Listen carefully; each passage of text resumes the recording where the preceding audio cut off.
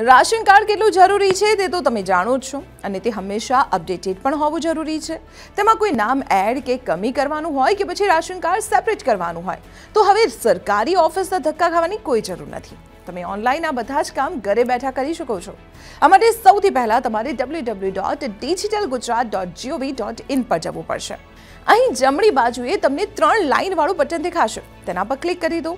હવે જે ઓપ્શન્સ તમને દેખાઈ રહ્યા છે તેમાંથી સર્વિસીસમાં જઈ સિટીઝન સર્વિસીસ પર ક્લિક કરી દો।